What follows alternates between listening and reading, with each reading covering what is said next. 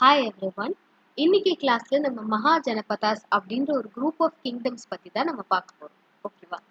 So previous கிளாஸஸ்ல வந்துட்டு நம்ம Indies வேலி சிவிலைசேஷன் அப்படின்னா என்னன்னு பார்த்தோம். அது ஒரு பெரிய சிவிலைசேஷனா ஃப்ளரிஷ் ஆயிருக்கு. அதுக்கப்புறமா காலப்போக்கில் அது வந்து ஒரு அழிவு நோக்கி போயிருக்கு.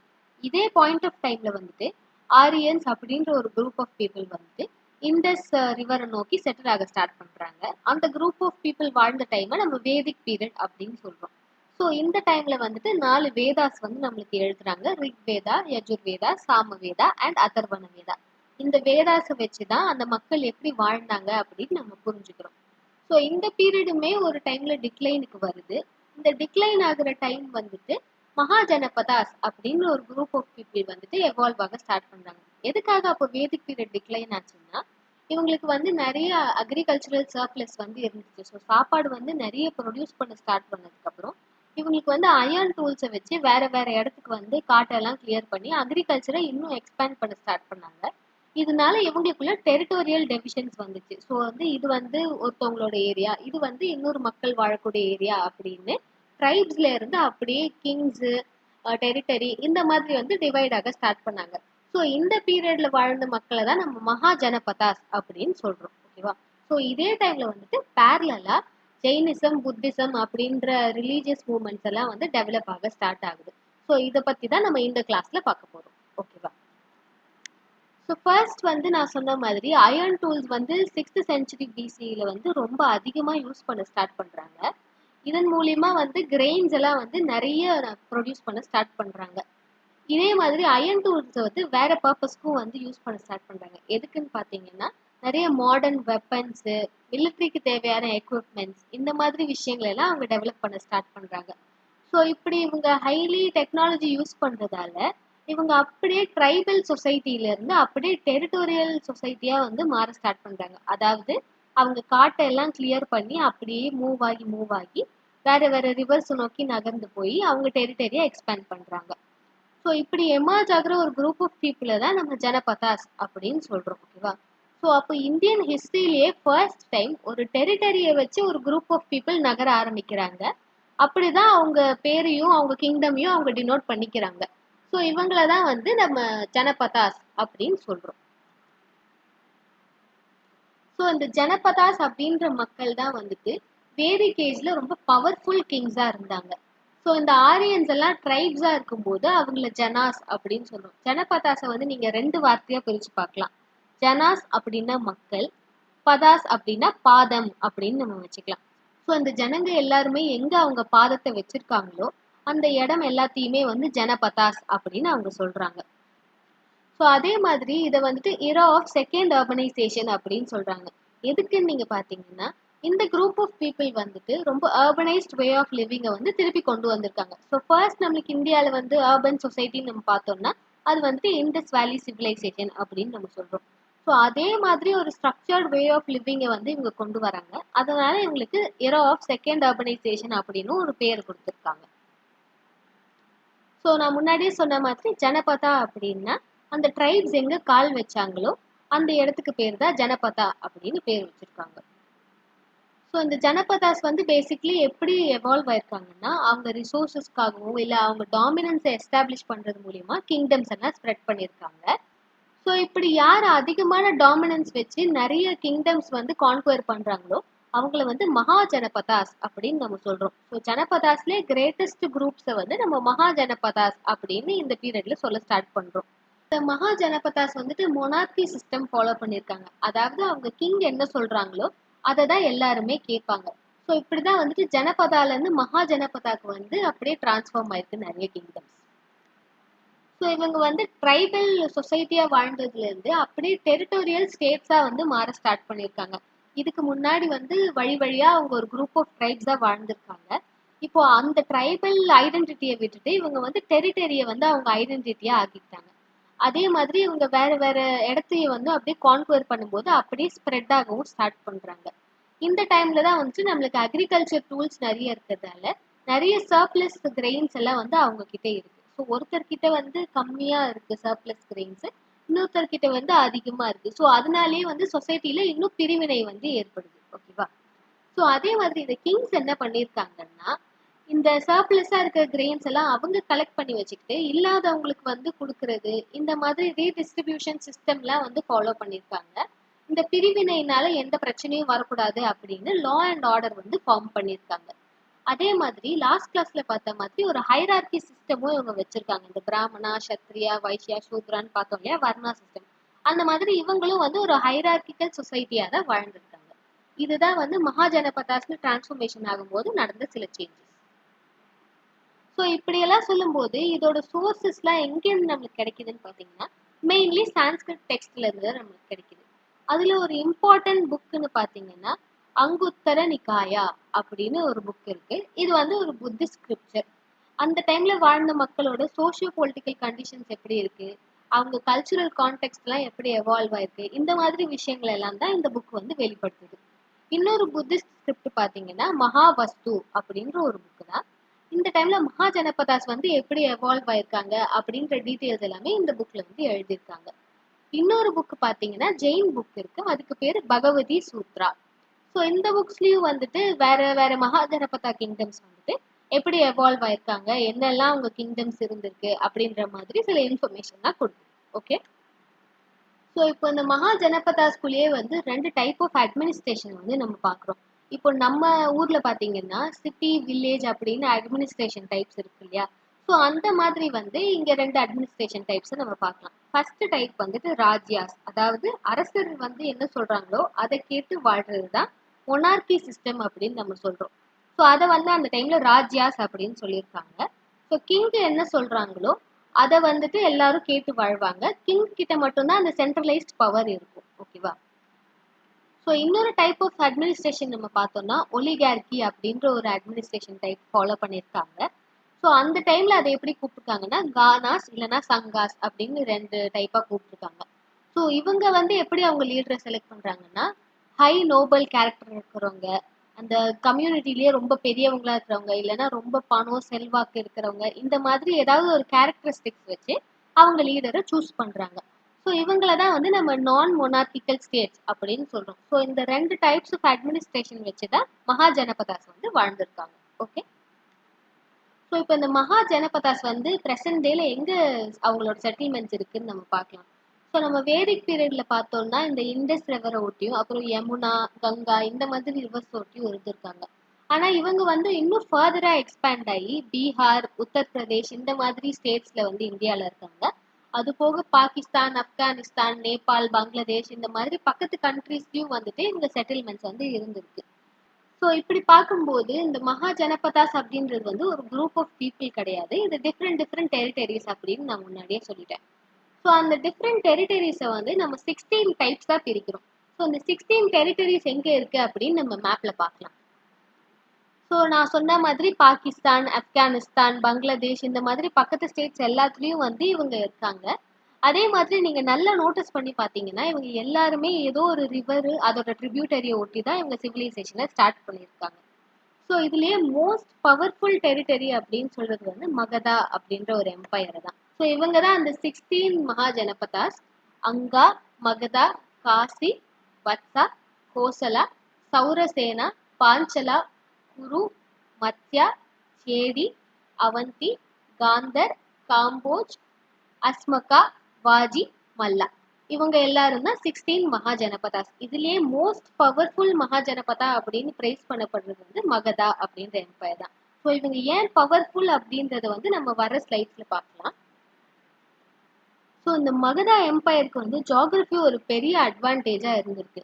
நீங்க இந்த எம்பையரை சுத்தி பாத்தீங்கன்னா 4 பக்கமுமே ரிவர்ஸ் இருக்கு. கங்கா, சோன், சம்பா, விந்தியா. ஸோ 4 சைட்லயுமே 4 பக்கமும் ரிவர்ஸ் இருந்திருக்கு. இதனால இவங்களுக்கு வந்து லேண்ட் ஃபர்டிலிட்டி வந்து அதிகமா இருக்கு. சிவிலைசேஷனும் நல்லா ஃபிளரிஷ் ஆயிருக்கு. சாப்பாடு, டிரான்ஸ்போர்ட் இந்த மாதிரி எல்லா விஷயத்துக்குமே உங்களுக்கு ஹெல்ப்ஃபுல்லா இருக்கு இந்த ரிவர்ஸ். அதே மாதிரி உங்களுக்கு ஹில்ஸும் இருந்திருக்கு. அது வந்து அவங்களுக்கு ஒரு நேச்சுரல் பவுண்டரியா இருந்திருக்கு. ஸோ இந்த ஹில்ஸை தாண்டி அவங்க வந்தா மட்டும்தான் இந்த எம்பையரை அட்டாக் பண்ண முடியும். ஸோ நேச்சுரலாவே உங்களுக்கு ஜியாகிரபி வந்து ஒரு ரொம்ப பெரிய அட்வான்டேஜா அமைஞ்சிருக்கு. அதே மாதிரி இவங்க ரிவர்ஸை ஒட்டி வாழ்ந்ததால இவங்களுக்கு வந்து ட்ரேட் அண்ட் காமர்ஸ் வந்து ரொம்ப ஈஸியா அமைஞ்சிருக்கு. இப்போ இந்த பாட்டலிபுத்ரா, வாரணாசி அப்படின்றதெல்லாம் வந்து ரொம்ப இம்பார்ட்டண்ட்டான சிட்டியா இருந்திருக்கு ட்ரேட்காக. ஸோ இந்த சிட்டிஸ் எல்லாம் உங்களுக்கு பக்கத்துலேயே ஈஸி கனெக்டிவிட்டி இருந்ததால ட்ரேட் வந்து நல்லா அமைஞ்சிருக்கு இவங்களுக்கு. அது போக இவங்களுக்கு இந்த ரிவர்ஸை ஒட்டி கொஞ்சம் ஃபாரஸ்ட் எல்லாம் இருக்கு இல்லையா, அந்த ஃபாரஸ்ட்ல இருந்து இவங்களுக்கு வந்து எலிஃபேண்ட்ஸ் கிடைக்குது, வுட்டு கிடைக்குது, மினரல்ஸ் கிடைக்குது. ஸோ இந்த எலிஃபேண்ட்ஸை வந்து அவங்க போருக்காக ட்ரெயின் பண்ண ஸ்டார்ட் பண்றாங்க. அது போக அவங்க ரிசோர்சஸ்லாம் காட்டுல இருந்து எடுக்கிறாங்க இல்லையா, அதை தூக்கிட்டு வரதுக்கும் இந்த எலிஃபேண்ட்ஸை வந்து அவங்க யூஸ் பண்ணியிருக்காங்க. அது போக இந்த அயர்ன் வந்து அவங்க நிறைய யூஸ் பண்ணியிருக்காங்க. அயர்ன் ஓர் வந்து அவங்க எடுத்து அந்த மினரல்ஸ் எல்லாத்தையும் வந்து யூஸ் பண்ணி வெப்பன்ஸ் எல்லாம் அவங்க கிரியேட் பண்ண ஸ்டார்ட் பண்றாங்க. ஸோ இன்னொரு இம்பார்ட்டண்ட்டான அட்வான்டேஜ் உங்களுக்கு என்னன்னா, நீங்க இந்தியான்னு பார்க்கும்போது இவங்க ஒரு சென்ட்ரல் பொசிஷன்ல வந்து லொக்கேட் ஆயிருக்காங்க. ஸோ நீங்க ஏசியன் கண்ட்ரீஸ்ல வந்து இந்த சைட் போகணுன்னாலோ இல்லை அந்த சைட் போகணுன்னாலோ இவங்களை கிராஸ் பண்ணி தான் நீங்க போகணும். ஸோ அப்போ ட்ரேட் பண்ண வர்ற எல்லார்கிட்டயுமே வந்து இவங்க வரி வாங்க ஸ்டார்ட் பண்றாங்க. ஸோ இந்த வரியை வந்துட்டு ஒரு பெரிய ரிசோர்ஸா வச்சு இவங்க வந்து இன்னும் டெவலப்மெண்ட்டை வந்து இன்க்ரீஸ் பண்ணிட்டே போறாங்க. அது போக இவங்களுக்கு வந்து நிறைய செழிப்பா இருக்கிறதால பாப்புலேஷனும் அப்படி இன்க்ரீஸ் ஆக ஸ்டார்ட் பண்ணுது. இந்த பாப்புலேஷனை வந்து அவங்க கரெக்டா யூட்டிலைஸ் பண்ணி ஆர்மியை எக்ஸ்பேண்ட் பண்றது, இல்லைன்னா வந்து டைவர்சிஃபிகேஷன் பண்றாங்க. இந்த தொழிலே வந்து அக்ரிகல்ச்சரே பண்ணிட்டே இருந்தா இப்போ வேற தொழிலெல்லாம் கூட பார்க்கணும் இல்லையா. ஸோ இந்த மாதிரி நிறைய தொழிலுக்கு வந்து நிறைய மக்கள் வந்து ப்ராக்டிஸ் பண்ண ஸ்டார்ட் பண்றாங்க. ஸோ இப்படிதான் வந்து மகதாவை ஒரு பவர்ஃபுல் எம்பையரா வந்து மெயின்டைன் பண்ணியிருக்காங்க. ஸோ இந்த எம்பையரை எக்ஸ்பேண்ட் பண்றதுக்கு இன்னொரு முக்கியமான மீன்ஸும் இருக்கு. அது என்னன்னு பார்த்தீங்கன்னா மேட்ரிமோனியல் அலியன்ஸ். ஸோ இவங்க வந்துட்டு பக்கத்து கண்ட்ரீஸ்ல இருக்கிற கிங்ஸு குவீன்ஸுக்கு இருக்கிற டாட்டர் சன்ஸ் எல்லாரையும் வந்து மேரேஜ் பண்றாங்க.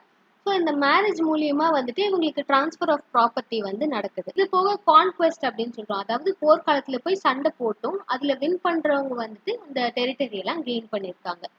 ஸோ இப்படி பார்க்கும்போது மகதால வந்து ரெண்டு பவர்ஃபுல் கிங்ஸ் வந்து இருந்திருக்காங்க. அவங்க பேர் என்னன்னா பிம்பிசாரா, அஜாத சத்ரு அப்படின்ற ரெண்டு கிங்ஸ் தான்.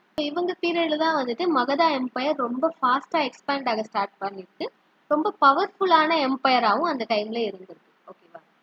ஸோ இவங்க பீரியட்ல தான் வந்துட்டு ரொம்ப ஸ்ட்ராங்கா இருந்திருக்கு மகதா அப்படின்ற ஒரு எம்பையர். ரொம்ப பவர்ஃபுல்லான அன்டிஃபீட்டபிள் ஒரு கிங்டமா இருந்திருக்கு.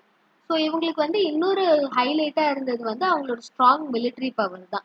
ஸோ இந்த மாதிரி ரீசன்ஸ்னால மகதா அப்படின்ற ஒரு எம்பையர் வந்து மகாஜனபதா கிங்டம்ஸ்ல அன்டிஃபீட்டபிளா மோஸ்ட் பவர்ஃபுல் கிங்டமா இருந்திருக்கு அப்படின்னு நம்ம பார்க்கறோம்.